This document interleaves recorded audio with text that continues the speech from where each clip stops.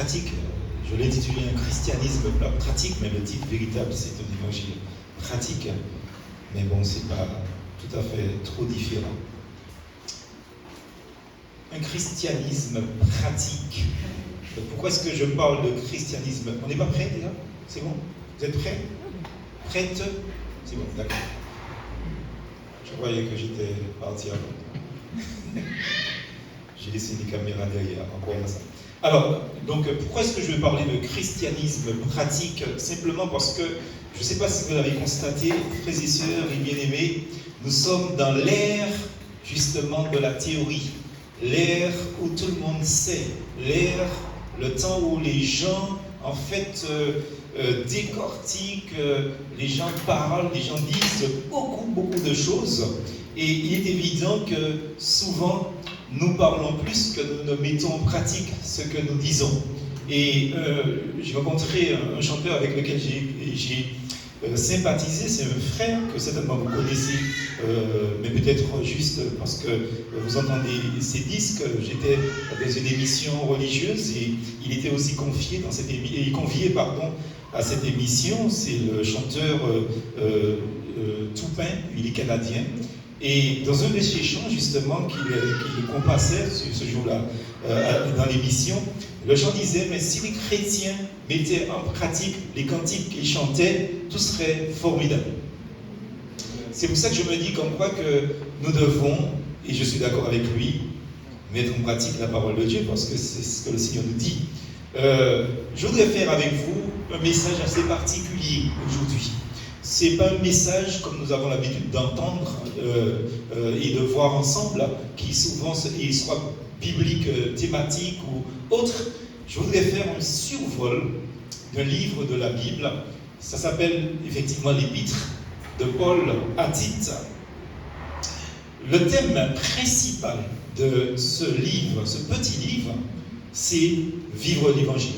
C'est ça le thème principal du livre de Tite, enfin de Paul à Tite, vivre l'Évangile. Et je crois que c'est ce que le Seigneur nous demande de faire. Nous sommes appelés à vivre l'Évangile réellement. Le mot-clé, ou les mots-clés plutôt, de ce petit livre, sont piété et bonnes œuvres. Piété qui veut dire aimer les choses de Dieu, aimer les choses spirituelles, et bonnes œuvres qui veut dire justement le contraire de mauvaises œuvres, c'est-à-dire faire bien, faire le bien.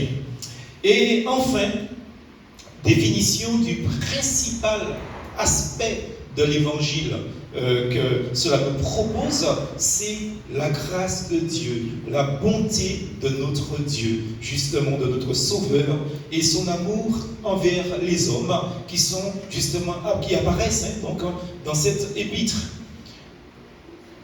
Et il est évident que quand on parle de grâce de Dieu, quand on parle de bonté de notre Dieu, quand on parle du Sauveur, quand on parle de son amour envers les hommes, envers tous les hommes, eh bien, évidemment, toutes ces choses se sont concrétisées dans notre Seigneur et Sauveur, Jésus-Christ. Est-ce qu'on peut dire amen à ça?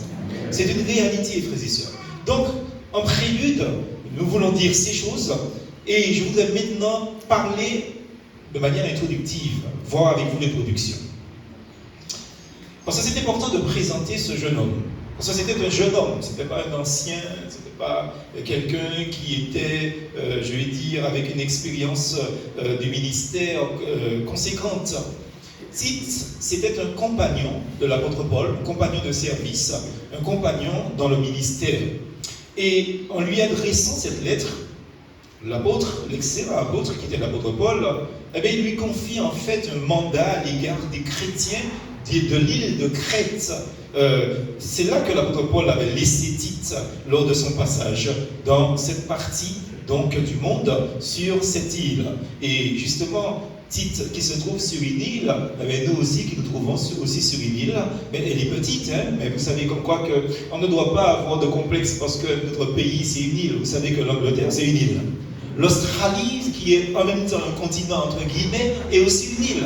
Donc quand on dit qu'on vient de l'île de la Martinique, ne soyez pas complexés, nous sommes quand même dans une nation, dans un pays, même si notre pays est un tout petit pays, n'est-ce pas? Et ne vous fiez pas à ce que vous voyez sur les cartes géographiques, vous savez que ça n'a aucun sens, et que c'est énormément trompeur, parce que quand on présente l'Afrique de la même grandeur que l'Europe, eh bien, je peux vous garantir que réellement, l'Afrique peut prendre en dedans de lui les Amériques, l'Europe et même le Canada.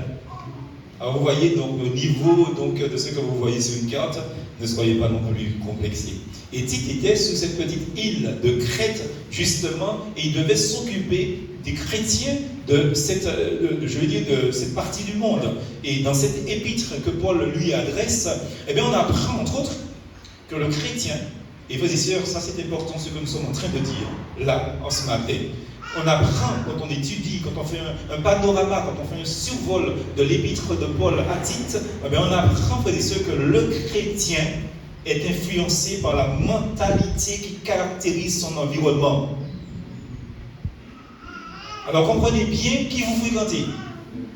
Si votre propension, c'est d'être avec des incroyants, vous ressemblerez à des croyants. Vous parlerez à des incroyants. Vous parlerez comme des incroyants. Vous penserez comme des incroyants. Vous ferez comme des incroyants parce que vous êtes influencé par le milieu que vous occupez. Et l'apôtre Paul le dit autrement aux Corinthiens que l'homme est influencé donc, par le milieu qu'il occupe d'une certaine manière. Donc les mauvaises compagnies corrompent les bonnes mœurs. De là vient donc, sur cette constatation de l'apôtre, vient justement la sévère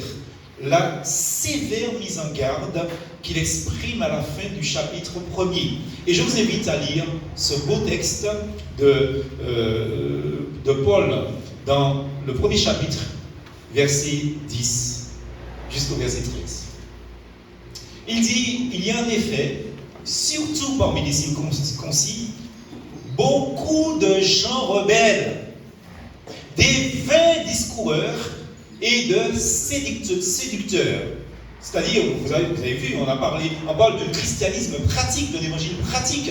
Il dit qu'il y a de vains discoureurs, il y a des personnes justement qui sont en fait des rebelles, qui sont des vains discours, des gens qui aiment discuter. Et il est prouvé que les gens qui aiment discuter mettent souvent moins en pratique ce qu'ils disent. Donc, au verset 13, donc, nous avons lu le verset 10, c'est ça? Et il dit justement, je suis un peu perdu là, on a lu le verset 10, c'est ça? Voilà, donc on va lire le verset 13. Le verset 13, il est dit, ce témoignage est vrai, c'est pourquoi reprends-les sévèrement afin qu'ils aient une foi saine. Vous savez comme quoi que si vous voulez être un évangélique populaire, ne dites jamais rien à personne. Si vous voulez être un pasteur populaire, caressez les gens dans le sens du poil. Mes frères et sœurs, si nous voulons mettre en pratique la parole de Dieu, c'est pas ce que nous lisons quand nous lisons la parole de Dieu. Le Seigneur nous dit que ces personnes-là, les gens rebelles, les vains discoureurs, les séducteurs, le Seigneur nous dit, reprenez-les. Reprenez-les. C'est ce qui est dit dans la parole de Dieu. Reprends-les. Et je suis surpris de voir que le Seigneur, par la plume de son apôtre, dit non seulement de les reprendre, mais reprends-les sévèrement. Ne faites pas croire à ces personnes qu'elles ont raison. Et c'est terrible parce que cette mise en garde du chapitre 1er est une mise en garde qui est répétée au début du chapitre 3. Et je voudrais que nous puissions lire à partir du verset 9 jusqu'au verset 11 ce que dit l'apôtre Paul concernant donc ces vains discoureurs, ces séducteurs. Parce qu'un vain discoureur est souvent séducteur. Il dit, mais évite les discussions folles, les généalogies, les querelles, les disputes relatives à la loi, car elles sont inutiles et vaines. Éloigne-toi. Éloigne-toi. Éloigne-toi. Après un premier et un second avertissement, celui qui provoque des divisions, celui qui divise, n'est pas fréquentable. Sachant qu'un homme de cette espèce est perverti et qu'il pêche en se condamnant lui-même. Ça c'est la parole de Dieu. Si on peut dire amen à ça, ce serait bien. Le Seigneur nous dit de nous séparer de ces gens qui divisent. Les diviseurs n'ont pas de place dans le royaume de Dieu et encore moins dans les églises locales. Ça, c'est un évangile qui vous prêchez, qui n'est pas populaire, mais c'est l'évangile de Dieu et de Jésus-Christ. Parce que l'apôtre Paul l'a écrit. Frères et sœurs, je le dis parce que je crois que l'actualisation de cette épître s'impose à nous, à Joupabouillon, à Basse-Pointe, au Marigot, en Guadeloupe, en Guyane, dans le monde entier. Cet évangile-là, frères et sœurs, est un évangile qui est actualisé. Et même s'il n'y a plus d'esclaves, comme autrefois, parce que nous parlons d'esclavage moderne, eh bien, frères et sœurs, la majorité des travailleurs occupent une position subalterne, justement, dans la société. Ça veut dire que chaque travailleur a un patron sur sa tête. Et quand vous lisez, justement, dans l'épître de Paul à Tite, que les esclaves doivent être soumis à leur maître, cela, frères et sœurs, a rapport avec l'employé et l'employeur. De nos jours. Ça veut dire, frères et sœurs, que nous, en tant qu'enfants de Dieu, nous devons être soumis donc à nos patrons d'une certaine manière, sans qu'ils ne vont pas au-delà de notre liberté, justement, professionnelle, et nous devons faire le travail qu'ils nous demandent de faire, pour lequel ils nous paient. Et il est évident, frères et sœurs, comme quoi que l'une des difficultés, moi j'ai jamais compris cette histoire, c'est une tare, c'est quelque chose qui me gangrène mes cellules grises, mon cerveau, mon intelligence. J'ai jamais compris pourquoi les patrons chrétiens ont plus de problèmes avec les chrétiens. J'ai jamais compris ça. Des fois, mais très souvent, je reçois des patrons dans mon bureau. Des fois même, ils me demandent de venir à leur bureau. Et moi, je vais dans leur bureau. Et ils me disent, mais j'ai des personnes, des patrons chrétiens parfois. Ils me disent, mais j'ai des personnes qui ne sont pas à l'évangile. Mais c'est un pédou. Mais le frère là, la sœur là, qui n'a peut-être pas les qualifications pour faire le travail justement que je lui ai donné, eh bien, c'est lui qui me pose plus de problèmes. Vous vous rendez compte, frères et sœurs, frères et sœurs, il nous faut revoir notre fonctionnement. Il nous faut revoir notre évangile. Il nous faut revoir notre christianisme. Parce que notre christianisme, ce n'est pas qui belle parole, c'est pratique. Et il est évident comme quoi que la parole de Dieu est claire. J'ai répété cette phrase pour vous d'Einstein vendredi soir, qui disait comme quoi que l'exemple, ce n'est pas l'un des moyens d'influencer les gens, c'est le seul moyen d'influencer l'humanité. Et il nous faut comprendre ça, frères et sœurs. On a trop de bons discoureurs, on a trop de théologiens, on a trop de pasteurs, on a trop de docteurs assis sur les bancs de l'église. Ce que nous voulons voir, ce sont des chrétiens, des enfants de Dieu qui vivent l'évangile simplement dans la pratique. C'est ce que nous voulons. Et c'est ce que Dieu veut, frères et sœurs. Il nous faut comprendre ces choses. Alors, voyons maintenant, frères et sœurs, ce premier point. Parce que je veux dire, franchement, pour conclure cette introduction, qu'il nous est donc pour nous possible d'orner, d'embellir l'enseignement de notre Seigneur Jésus-Christ comme étant des esclaves de Jésus-Christ, parce que nous sommes exhortés à le faire. Et n'oubliez jamais, frères et sœurs, que même s'il n'y a pas d'esclaves comme au XVe siècle, même si on parle d'esclavage moderne au XXIe siècle, comme vous le voulez ou pas, que je le veuille ou pas, nous sommes des esclaves de Jésus-Christ. Premièrement, application pratique. Frères et sœurs, que l'on soit un jeune, ou même un aîné, âgé, ou plus ou moins âgé, je suis convaincu d'une chose, et je vous invite chez vous cet après-midi ou ce soir à lire l'épître en un seul trait, et vous comprendrez, frères et sœurs, le sens de ce message si vous ne l'avez pas compris. Je vous dis comme quoi que l'on soit un jeune ou un aîné, cette épître contient des enseignements directement applicables à chacun d'entre nous, à tout le monde. L'épître de Paul à Tite. Alors, premièrement, puisque l'exemple vient d'en haut, celui qui est investi d'une autorité. Le pasteur, le prédicateur, les moniteurs, les monitrices, les conseillers, celui qui est investi d'une autorité, celui qui est au-dessus même de toutes les autres autorités dans une église locale, qu'on appelle surveillant, eh bien, la parole de Dieu nous dit dans Tite, chapitre 1er, et, verset 6 et verset 9, eh bien, il doit être irréprochable. irréprochable, il doit être sage, il doit être juste, il doit être pieux. Frères et sœurs, il doit être irréprochable. Frères et sœurs, cessez de donner raison aux gens sur nous d'avoir raison. Je ne sais pas si vous comprenez ce que je suis en train de dire. Ça veut dire que quand quelqu'un vient face à nous, ou que quelqu'un dit derrière notre dos que nous ne sommes pas à la hauteur de ce que nous prétendons être, ou bien que nous ne mettons pas en pratique la parole de Dieu, il faut que ce soit un mensonge. Amen. Cessez de donner aux gens raison d'avoir raison sur vous. Amen. Il faut que quand les gens disent du mal de nous, ces paroles, ces propos soient des mensonges. Cessons ça, frères et sœurs. Il est dit que celui qui est investi d'une autorité, il doit être irréprochable, il doit être sage, il doit être juste, il doit être pieux. Et c'est ce qu'il est dit. Hein. S'il s'y trouve quelqu'un homme irréprochable, mari d'une seule femme. Frères et sœurs, ça c'est clair. Et j'ai eu à bonne position face à beaucoup de personnes, notamment des pasteurs, parce que moi je suis convaincu d'une chose. Vous pouvez croire ce que vous voulez, vous pouvez enseigner ce que vous voulez, et tous ceux qui me regardent sur Internet peuvent dire ce qu'ils veulent dire. Moi je crois que si un pasteur trompe sa femme, il n'a plus de place derrière une chaire. Amen. Alors il y a des gens, ils trompent leur femme, et puis ils vont demander pardon, et puis comme l'organisation de leur église leur dit ce que je suis en train de vous dire d'ailleurs, eh bien ils vont ouvrir une autre église. Mais vous dites, ce qui est terrible, c'est que des centaines de personnes suivent ces personnes. Mais c'est terrible. C'est terrible. C'est-à-dire que si vous suivez des personnes comme ça, c'est que vous êtes comme cette personne. Ah oui, vous allez dire Amen, pas dire Amen, pas besoin de dire Amen, mais moi ça m'a calmé. Je vous dis que si vous suivez une personne comme ça, c'est parce que vous faites ça. Et si vous ne le faites plus, c'est parce que vous faites avant, vous dites café.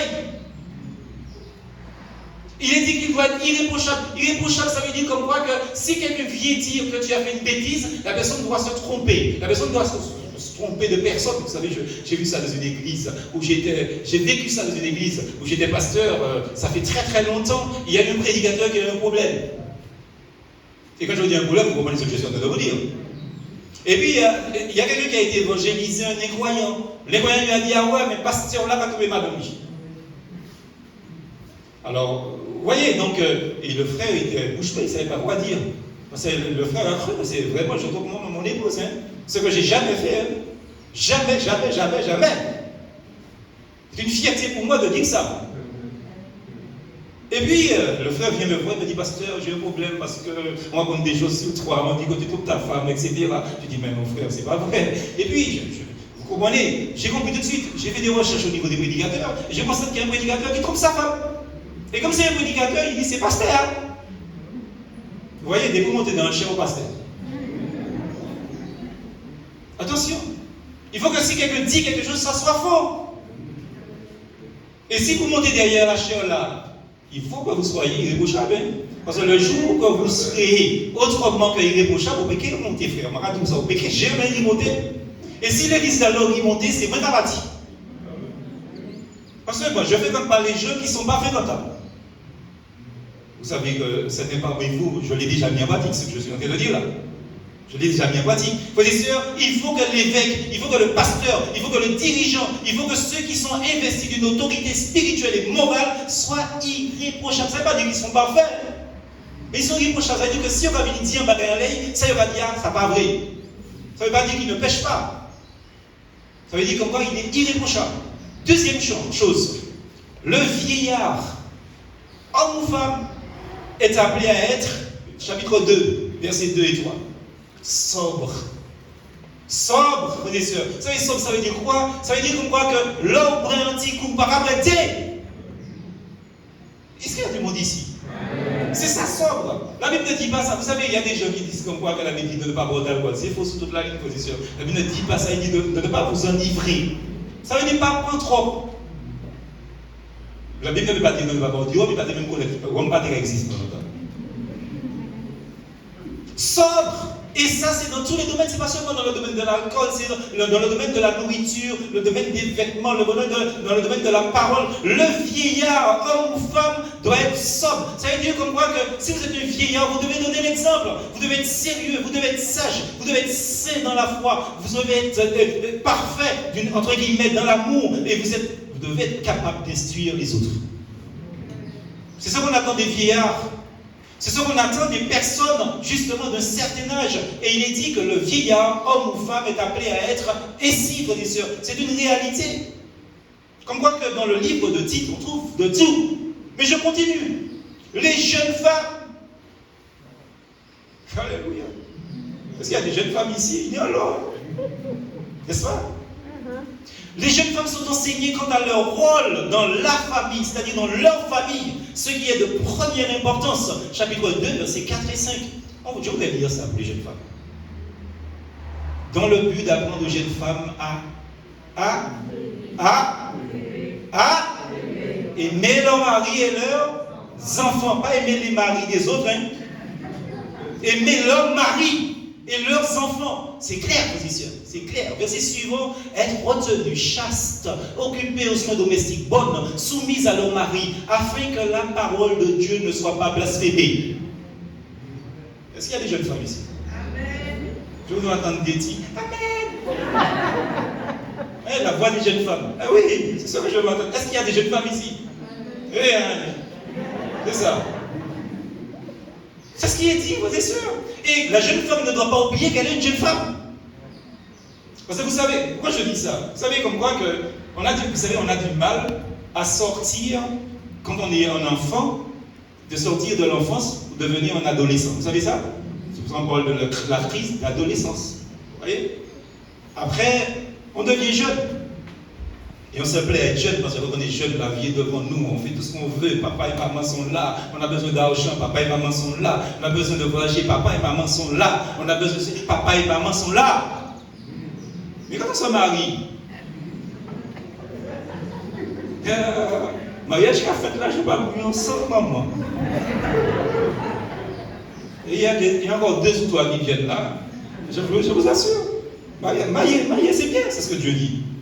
Mais n'oubliez pas que quand vous vous mariez, je ne sais pas, les jeunes filles ont inventé quelque chose là, elles vont enterrer leur vie de jeune fille. Enterrer.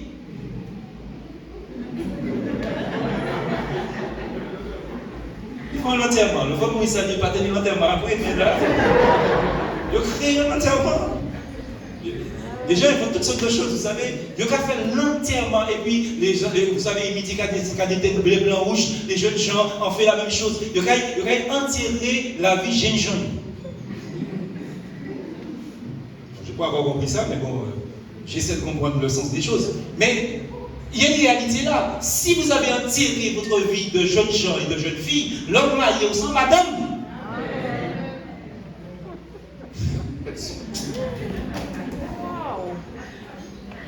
Madame qui a fréquenté madame. Mais madame qui a bas, j'ai une fille conseil. Vous comprenez ça, Madou là? Non, il faut bien comprendre ça. Ça veut dire comme quoi qu'à partir du moment que vous avez franchi un cap, vous devez rentrer dans ce cadre-là. Et il est évident, frères et sœurs, que les jeunes femmes mariées comme non mariées, frères et sœurs, le Seigneur leur dit comme quoi, d'une certaine manière, elles doivent être justement bonnes. Ça doit être des gens bien. Et ça, frères et sœurs, c'est une évidence. Maintenant, pour les jeunes gens, parce que ça existe dans cette épître. Je vous dis, cette épître, c'est une épître riche. Chapitre 2, versets 6 à 8. Je voudrais lire ça avec vous. Exhorte de même les jeunes gens à être modérés. N'est-ce pas? Te montrant toi-même, il parle à titre là, te montrant toi-même à tous égards un modèle de bonnes œuvres et donnant un enseignement pur, digne. Une parole saine, irréprochable, afin que l'adversaire soit confus, n'ayant aucun mal à dire de nous. Amen. Est-ce qu'on peut dire amen, amen à ça? C'est important. Alors prenons ce premier verset, ce verset 6, pour pouvoir décortiquer un petit mot dedans. Il nous est dit comme quoi exhorte de même les jeunes gens à être modérés. Modérés. C'est-à-dire comme quoi qu'un enfant de Dieu, c'est pas un enfant, c'est pas une personne, un jeune gens, un jeune homme, justement, c'est pas quelqu'un qui imite la foule. Il imite Jésus-Christ. Il est simple, il est paisible, il ne fait pas la guerre aux autres, il ne cherche pas à inventer un style de pantalon au-dessous de son postérieur. Il marche comme un enfant de Dieu. que me faisait observer la semaine dernière, on voit un petit gars devant nous, il a une ceinture à son pantalon, une ceinture c'est fait pour retenir le pantalon. La ceinture est au-dessus de son postérieur. Non, les enfants, les jeunes gens modérés, vous devez être des exemples pour les jeunes gens du monde. Et comme les jeunes gens du monde vous voient vivre, et comme leurs parents vous voient vivre, ils doivent dire, regarde le petit évangélique qui habite à côté de chez nous, c'est comme ça qu'on est au marché. Donc il dit, il y en a pour tout le monde. Oh, dites, il y en a pour tout le monde. À être modéré. Dans le deuxième verset, c'est-à-dire concernant les jeunes gens, verset 7, il est dit, te montrant toi-même à tous égards un modèle de bonnes œuvres. Ça c'est important pour les sœurs. Il parle du témoignage. Partout où un jeune gens va, on doit dire que c'est quelqu'un de respectueux. On doit dire que c'est quelqu'un de fiable. C'est quelqu'un dans lequel on peut avoir confiance. Et normalement, vous savez, ça, ce sont tous les qualificatifs ou les épithètes, appelez ça comme vous voulez, que les jeunes filles recherchent les jeunes gens. Ça dit comme quoi que les jeunes gens chrétiens doivent être des personnes qui sont embarrassées tellement mini madame derrière. Mais celle madame nous doit chercher, c'est madame dans le Seigneur. Amen. Donc ça m'a nous là. Parce que ces qualités-là ne se retrouvent pas dans les jeunes gens du monde. Il faut bien comprendre que nos jeunes gens, ce sont des pierres rares. Ça va bien? Des pierres rares, des pierres précieuses, parce qu'ils sont de qualité. De qualité. Alors, et là maintenant, nous finissons par les esclaves. Alors les esclaves, je ne prends pas les textes, je l'ai dit, sont justement synonymes d'employés. D'employés. Parce que c'était ça, dans le temps avant, frères et sœurs, les seules personnes qu'on payait, c'était des mercenaires. Même la sage-femme ne se faisait pas payer parce qu'elle mangeait dans la maison, elle buvait dans la maison, la maîtresse habillait donc les sages-femmes. Mais les personnes qu'on payait, c'était les mercenaires. Et bien là, frères et sœurs, les gens, ils avaient inventé justement ce commerce qui est anti-humain, frères et sœurs, il ne faut même pas penser à ce sorte de choses, cette sorte de choses, frères et sœurs. Et bien ils avaient pris des esclaves. Ça veut dire que c'était des travailleurs. Et ils buvaient, mangeaient dans la maison. Et nous venons justement donc d'une lignée où on sait ce que ça veut dire être esclave. Alors, ce n'est pas d'esclavage comme ça dont il est question dans l'évangile de Jésus-Christ. Le Seigneur il fait allusion là justement aux employés.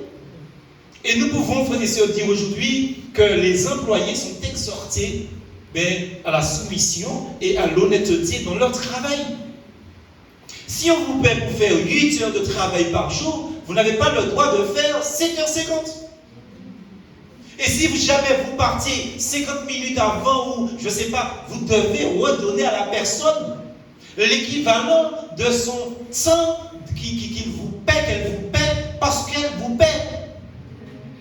Parce que normalement, si vous prenez quelques minutes sur le patron, vous volez le patron parce que le patron vous paie. C'est pour ça que le Seigneur nous dit clairement dans ce texte, frères et sœurs, que nous devons être soumis. Et la soumission là, c'est-à-dire, c'est le respect de la parole donnée. Vous avez un contrat, vous avez signé un contrat et vous devez respecter ce contrat. On vous paie pour faire tant d'heures de travail, vous devez faire tant d'heures de travail. Est-ce qu'il y a du monde ici? C'est la vérité, frères et sœurs. On doit être honnête aussi dans le travail. Frères et sœurs, c'est pas normal que, je ne sais pas, admettons que vous travaillez dans un bureau et que le patron achète des stylos, des tailles, crayons, le patron achète des feuilles, le patron achète de l'encre pour son ordinateur, son imprimante, etc. Et que parce que vous avez qu'il y a là un stock de bic, que vous partiez avec un bic, ou volez. C'est pareil pour l'ouvrier agricole. C'est pas parce que vous travaillez pour un patron qui a planté 20 000 têtes de d'argile que vous allez au milieu du champ. Vous êtes malin. La personne ne va pas sur le rebord parce que le patron va passer à son rebord. Parce que le patron est comme tout être humain, il fait rien, il parle à la mi-temps aussi. N'est-ce pas? Donc, Vous allez au milieu du champ de Dachine pour arracher un plant de Dachine pour partir, baïchou, madame, ou manger Dachine que vous volez. Donc, vous mettez un bouche pour pas rentrer que vous sens souvent un bouche comme pareil. C'est pas sérieux. Ça, c'est l'évangile. Hein? Donc, ce sont toutes ces personnes qui reçoivent, frères et sœurs, là, donc, ces paroles, mais en particulier, j'ai été impressionné dans la lecture de cette épître de Tite, eh bien, c'est aussi, frères et sœurs, les employés, donc les esclaves, qui reçoivent les plus belles promesses dans cette épître. Leur conduite peut être l'ornement de l'enseignement de notre Seigneur Jésus-Christ. Et cela produit, justement, l'apôtre a donné ensuite un magnifique résumé de l'évangile au chapitre 2, versets 9 à 15, que vous allez lire chez vous, puisque nous n'aurons pas le temps. En réalité, qui que nous soyons, notre rôle dans la société, que nous soyons investis d'une autorité, que nous soyons un vieillard, homme ou femme, que nous soyons des jeunes femmes ou des jeunes gens ou des employés, frères et sœurs, il est évident que qui que nous soyons, notre rôle dans la société où nous vivons est défini au chapitre 3 du livre de Tite, justement. Et il est motivé par le fait que nous étions, avant notre conversion, de même nature que nos concitoyens. C'est pour ça qu'il ne nous faut pas critiquer nos concitoyens. Qu'est-ce qu'il nous est dit au chapitre 3, verset 3? Il est dit, car nous aussi, nous étions autrefois insensés, désobéissants, égarés, asservis à toute espèce de convoitise et de volupté, vivant dans la méchanceté et dans l'envie, dignes d'être haïs et nous haïssant les uns les autres. Parce que vous voyez qu'il parle au passé. C'est comme ça que nous étions. Et n'oublions jamais, frères et sœurs, d'où nous sommes sortis. Et comme nous savons qui nous étions avant de connaître le Seigneur, eh bien, nous avons une autre approche de la personne de l'inconverti. Parce que c'est comme ça que nous étions. Comme ça que nous étions dans le monde. La grâce dont nous sommes les objets mis en évidence, d'où réussite, là, frères et sœurs, que le Seigneur nous accorde parce que nous lui faisons confiance. Donc c'est important, frères et sœurs, que nous puissions comprendre qu'il y a une nécessaire application dans l'accomplissement d'œuvres bonnes et utiles aux hommes, qui est exprimée dans le chapitre 3, verset 4 à 8, que nous n'allons pas lire, puisque vous êtes des gens tellement studieux, vous allez lire cet après-midi. Alors, puisque Tite est le destinataire direct de la lettre, mais c'est à lui qu'incombe la responsabilité de l'enseignement parmi cette population au caractère difficile. L'autorité dont il devait user n'était pas de l'autoritarisme, mais simplement le reflet de l'autorité du Seigneur lui-même. Et lorsque quelqu'un doit communiquer un enseignement, frères et sœurs, ces paroles n'auront d'effet que dans la mesure où sa conduite sera un modèle de bonnes œuvres.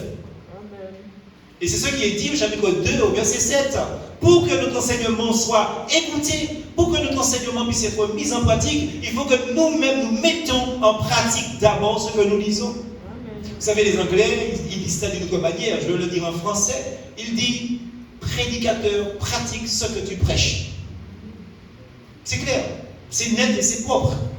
Parce que c'est une réalité. Frères et sœurs, en disant à Tite que personne ne te méprise, eh bien, l'apôtre sous-entend que sa conduite sera telle, frères et sœurs, donc nul, personne parmi ses auditeurs ne sera porté au mépris à son égard et ne pourra se mettre debout devant lui pour dire ça va, mais ça va bien.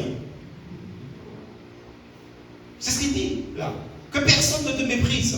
Donc le service de Tite n'était pas un service facile parmi une population que Paul décrit si négativement.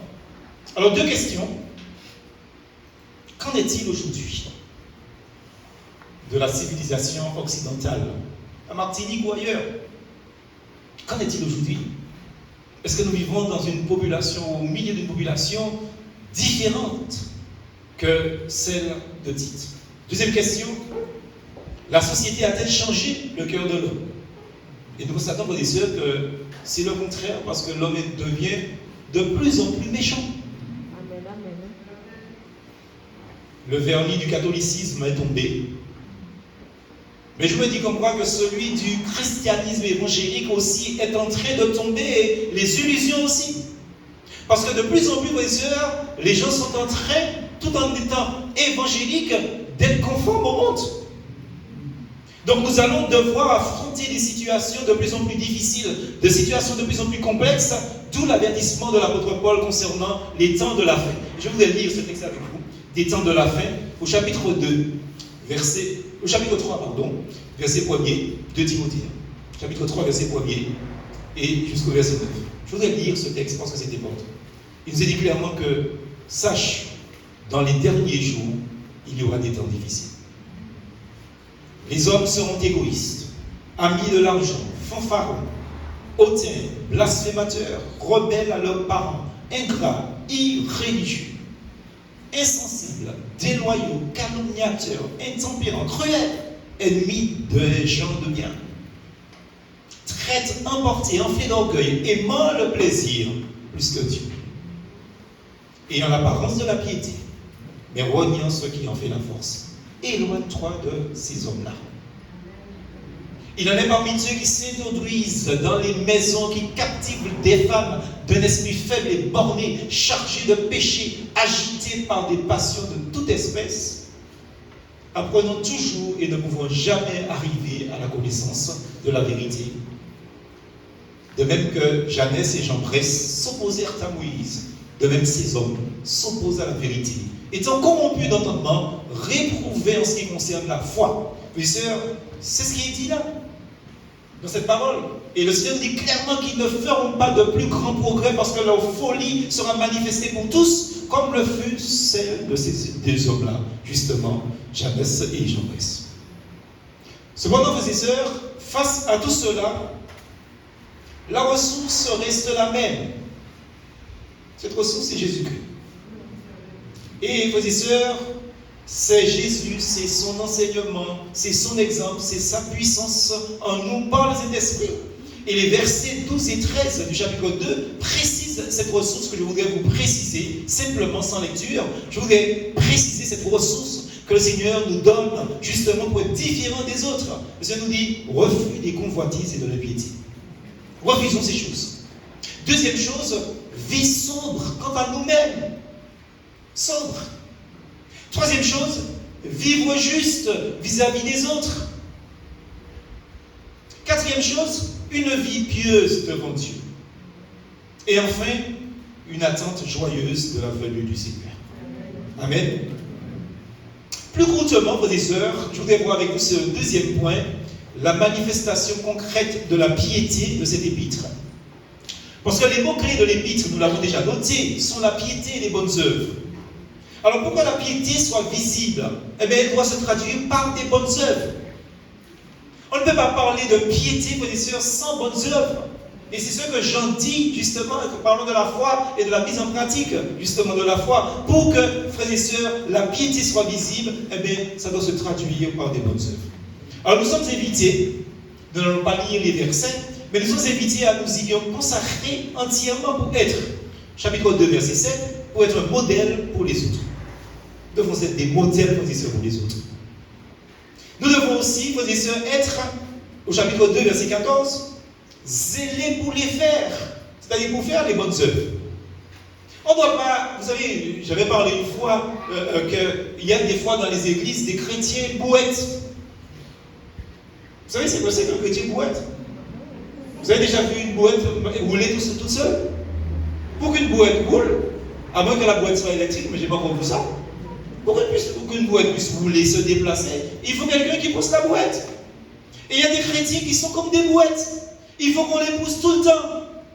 Frère, viens dans la réunion. Sœur, viens dans la réunion. Sœur, engage-toi pour le Seigneur. Frère, fais ça pour le Seigneur. Sœur, va par là pour le Seigneur. Frère, va par... Il faut qu'on les pousse tout le temps. Et le Seigneur nous dit justement que nous devons être zélés pour les bonnes œuvres. Au verset 14 du chapitre 2, zélés pour faire des bonnes œuvres. Et ce n'est pas seulement zélés. Au chapitre 3, au verset 1er, il est dit que nous devons être prêts à tout instant. C'est pas moi qui le dis. C'est-à-dire, frères et sœurs, que rien n'est plus important pour un chrétien que de faire ce que Dieu lui demande de faire. Quatrième chose, chapitre 3, verset 8, on doit être les premiers à les réaliser. C'est important. Et enfin, au chapitre 3, verset 14, nous devons être des bons élèves dans cet apprentissage. Vous savez, les mauvais élèves, vous avez comme moi été à l'école, les mauvais élèves, on les mettait toujours soit jusqu'au fond, ou on les mettait dehors, à côté de la porte. Alors, la position, donc, c'est de savoir, est-ce que nous sommes des bons élèves ou des mauvais élèves? Nous devons être des bons élèves dans cet apprentissage. Que le Seigneur nous aide vraiment. Parce que c'est une évidence, frères et sœurs, gardons-nous de ce qui est dit au verset 14 et 16 du premier chapitre, où les bonnes œuvres sont même réprouvées quand elles sont accomplies par ceux qui professent connaître Dieu, mais qui renient Dieu par leurs actes. Frères et sœurs, c'est ce qui est clair. Comprenez ça? Si nous ne mettons pas en pratique la parole de Dieu, même si nous faisons des choses extraordinaires, Dieu les rejette. C'est ce qui est dit dans ce texte, ce n'est pas moi qui l'invente, frères et sœurs, au chapitre 1er, au verset 14 à 16. Frères et sœurs, je veux lire cela avec vous, parce que c'est important quand même. Nous pouvons lire, chapitre 1er, verset 14 à 16.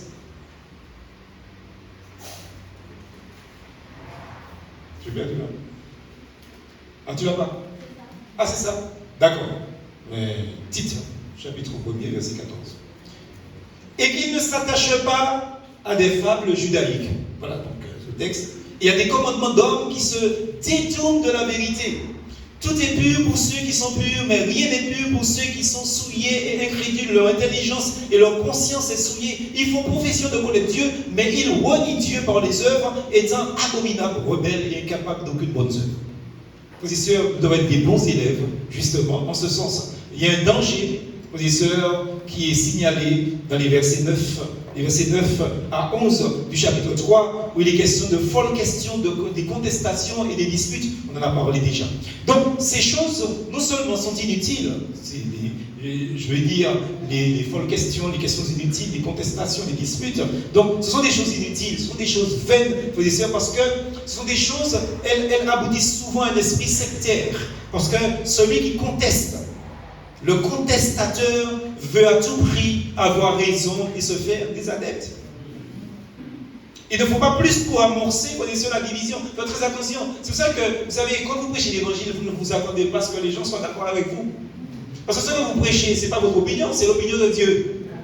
Donc ça ne m'intéresse pas de savoir si les gens sont d'accord avec ce que je dis, frères et sœurs. S'ils ne sont pas d'accord avec ce que je dis, ce n'est pas moi qui conteste, c'est la parole de Dieu, c'est Dieu lui-même qui conteste. Vous savez, vous êtes en train de lire, n'est-ce pas, Exode en ce moment, dans votre lecture quotidienne.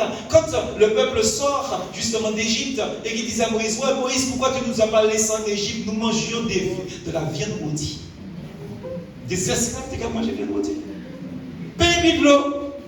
Toute la sainte journée, frères et sœurs, ils disent à Moïse, oui, nous mangions juste l'ail, nous mangeons de l'ail.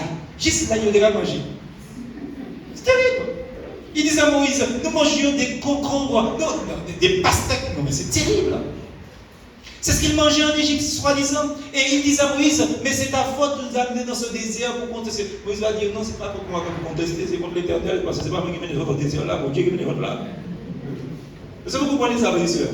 Donc, on voit que des fois, on a l'impression comme quoi, on pense, les sectaires pensent comme quoi que c'est l'homme qui fustige, mais ce n'est pas l'homme que vous fustigez l'autorité que Dieu lui a donnée. Et l'autorité, c'est Dieu lui-même. C'est pour ça qu'il ne faut pas suivre des sectaires. Et il faut tout faire en tant que responsable de bien faire les choses. De bien faire les choses.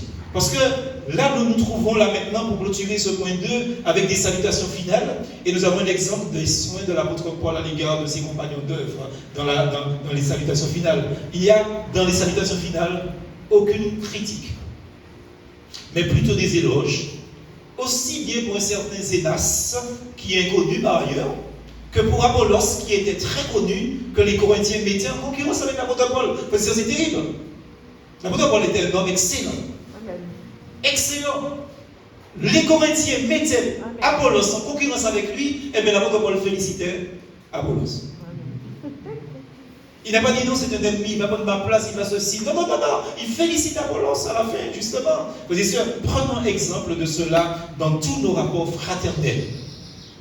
Et ça, ce n'est pas simplement pour la tête, ce n'est pas seulement pour ceux qui sont placés en autorité, mais c'est aussi pour les commissions, les groupes que vous avez. Vous êtes dans des groupes, mais vous êtes responsable, vous avez un assistant. Vous êtes le premier à avoir fait ce ministère. Après, quelqu'un vous rejoint. La personne ne devient pas un concurrent, et vous n'êtes pas une concurrente pour la personne. Vous êtes complémentaires. Ça, je l'ai dit la semaine dernière, et je le redis encore. Nous ne devons pas avoir des esprits de dispute dans le ministère du Seigneur. Amen. Fraternel, rapport fraternel, frères et sœurs. bien des conflits de personnes seraient évités si nous avions donc cette attitude-là. Alors ce court survol de l'épître à Tite est suffisant pour nous interpeller, moi d'abord, certes, mais aussi chaque croyant qui désire pratiquement un vrai christianisme fructueux pour Dieu et pour son prochain. Je voudrais voir avec vous le dernier point pour terminer, et je veux vraiment le survoler. Oser la mise en pratique. Dans Matthieu chapitre 7, au verset 21, le Seigneur dit quelque chose de terrible. Il dit, ceux qui me disent, Seigneur, Seigneur, n'entreront pas tous dans le royaume des cieux. Mais celui-là seul qui fait la volonté de mon Père qui est dans les cieux, c'est-à-dire qui met en pratique ma parole. Vous voyez, il ne suffit pas de dire, de me dire, selon Jésus, ce que Jésus dit, il ne suffit pas de me dire, dit Jésus, Seigneur, Seigneur. Vous savez, il y a quelqu'un qui a parlé de l'un de ses amis qui avait la capacité de concevoir des projets audacieux et enthousiasmants. Mais au moment de les réaliser, il doutait de lui et il abandonnait tout. Mais heureusement que son entourage l'a maintes fois aidé à mettre à exécution les projets qu'il avait. Vous voyez l'importance d'être bien entouré par des personnes utiles. Et je ne vais pas vous dire, frères et sœurs, que si vous constatez que dans votre fréquentation, il y a quelqu'un qui vous tire vers le bas, dégagez-vous de cette personne. Parce qu'un vrai compagnon, un vrai ami, un vrai chrétien, il va toujours vous tirer vers le haut. Toujours, frères et sœurs. Alors, quelle que soit la beauté de la personne, parce que ça c'est pour ça que ça fonctionner, mais s'il y a un bel visage, vous pouvez tirer vers le bas, quittez sa combi. Et frères et sœurs, Jésus a raconté l'histoire de deux maisons. Je ne vais pas lire avec vous le texte, parce que j'ai dit que j'irai vite. Ça se trouve dans Luc chapitre 6, versets 47 à 49, et dans Matthieu chapitre 7, versets 24 à 28. Deux maisons. Deux maisons qui vont finalement se retrouver sous la même tempête. Et qu'est-ce qu'il est dit? L'une reste debout et l'autre s'écrase. L'autre se casse, l'autre se démolit sous le coup des vents et de la pluie. Alors on pourrait penser que les bâtisseurs de ces deux maisons sont des personnes qui sont à l'image de deux personnes qui écoutent Dieu. Écouter Dieu, c'est une sainte attitude de notre part. C'est par exemple ce que nous faisons en ce moment, pendant ce culte. C'est ce que nous faisons quand nous lisons la parole de Dieu chaque jour, quand nous lisons des méditations, justement, chaque jour. Et la suite de l'histoire parle d'une différence déterminante. L'une des deux personnes avait mis ce qu'elle avait entendu en pratique. L'autre ne l'avait pas mis en pratique. Vous voyez, mes sœurs, c'est ça que des fois, il y a des gens qui me disent oui, je suis dans une église, mais je n'ai pas de bon message. Ce n'est pas un bon message qui a transformé le monde, mais c'est la volonté de mettre en pratique ce qu'on entend. Pour la deuxième personne, pour cette personne, il suffisait que d'écouter. Tant que durait le beau temps, cela valait la peine, ça avait l'air d'en valoir la peine. Et pour je nous dis que quand la tempête est arrivée, ce que cette personne avait construit, les heures, c'est démoli. Vous voyez, frères et sœurs, faites attention, ça a été balayé par les tempêtes. Et c'est ce qui va arriver aux personnes qui écoutent la parole de Dieu et qui seront terrassées face au malheur, face au mauvais traitement, face aux épreuves. Mais ceux qui obéissent à la parole de Dieu, la pluie peut tomber, l'homme peut lever, il reste ferme parce que le rocher des siècles est leur appui. Alors, ne l'oublions jamais, jamais, jamais, frères et sœurs. Il est capital pour nous de mettre la parole de Dieu en pratique parce que c'est vital. Notre avenir, frères et sœurs, notre vie, notre témoignage, tout dépend de la manière, non seulement dont nous écoutons la parole de Dieu, mais aussi de la disposition que nous prendrons, les dispositions que nous prendrons pour mettre en pratique ce que le Seigneur nous a dit. Parce que si nous ne mettons pas en pratique, nous aurons l'air, mais nous ne serons rien. Comment est ça, frères et sœurs? Que vraiment Dieu, est-ce qu'il y a du monde qui m'écoute? C'est ça, c'est important ça, ce que je dis là. Il ne s'agit pas simplement d'écouter, il faut mettre en pratique. Et cette parole que Dieu nous demande de mettre en pratique, c'est cet évangile-là. Nous n'aurons pas de problème avec Dieu, ni avec les gens, ni avec les hommes, ni avec les frères et sœurs, ni avec les pasteurs, ni avec notre église. Mais si nous mettons en pratique la parole de Dieu. Comment expliquez-vous que vous dites qu'il y a des gens qui n'ont jamais de problème avec personne? Parce que ces gens-là mettent en pratique la parole de Dieu. Et quand c'est un problème, viens les chercher, ils ignorent le problème parce qu'ils font confiance au Seigneur. Dieu s'occupe de nos problèmes. Le problème peut courir après nous, nous allons laisser passer. Nous l'évitons. Il veut s'emparer de nous, mais nous ne nous intéressons pas à ce problème parce que Dieu s'occupe de nos problèmes. Et je pense qu'il nous faut demander régulièrement à Dieu la sagesse que nous puissions mettre en pratique sa parole. Je ne vois pas le dernier point avec vous qui n'est pas utile, je le pense, aujourd'hui, que je parle avec vous, parce que je pense avoir dit l'essentiel. L'essentiel parce qu'il nous faut mettre en pratique la parole de Dieu, mes sœurs. Que Dieu nous aide à mettre en pratique sa parole. Amen. Mettons-nous debout.